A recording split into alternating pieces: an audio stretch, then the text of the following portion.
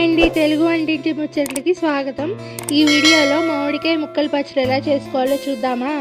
First 5 మామిడికాయలు తీసుకున్నానండి. మీరు ఎన్ని కాయలన్నా తీసుకోండి. శుభ్రంగా పీచు తీసి నీళ్ళలో కడుక్కోవాలండి.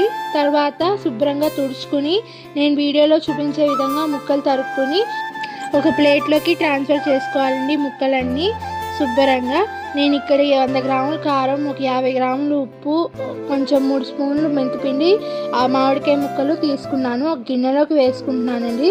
వేసుకున్న తర్వాత నేను పసుపు తీసుకుంటున్నాను, 1 స్పూను మంచి కలర్ రావడానికి.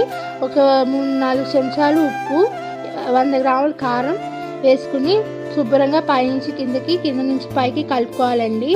తర్వాత శుభ్రంగా అవి మొత్తం ముక్కలన్నిటికీ కారం, ఉప్పు, మనం వేసిన పసుపు అంతా పట్టేలాగా శుభ్రంగా కలుపుకున్న తర్వాత ఒక మూకుడు పెట్టుకుని 100 గ్రాముల నూనె వేసుకోవాలి. ఆవాలు, జీలకర్ర, మినపప్పు, ఎండుమిర్చి కూడా వేసుకోవాలండి. శుభ్రంగా వేసుకుని అంతా మిక్స్ అయ్యేదాకా ఉండాలి.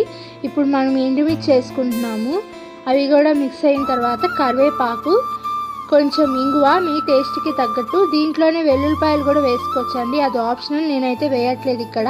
మొత్తం ఆ ముక్కల్లో వేసేసి పోపు అంతా కలుపుతున్నానండి ఇప్పుడు పైనుంచి కిందకి. తర్వాత ఇప్పుడు మెంతిపిండి 3 స్పూన్లు వేసుకోవాలండి. వేసుకున్న తర్వాత ఒకసారి ముక్కలన్నిటికీ పట్టే విధంగా కలుపుకోవాలి. ఇప్పుడు ఆయిల్ వేసుకోవాలండి. ముక్కలన్నీ కలిసే విధంగా కలుపుకున్న తర్వాత మన పచ్చడి రెడీ అయిపోతుందండి. మామిడికాయ ముక్కల పచ్చడి రెడీ అయిపోతుంది. అంతేనండి, సింపుల్గా అయిపోతుంది. మీరు కూడా ట్రై చేయండి. మన వంటింటి ముచ్చట్లు ఫాలో అవ్వండి. మా వీడియోస్ మీకు వస్తాయి.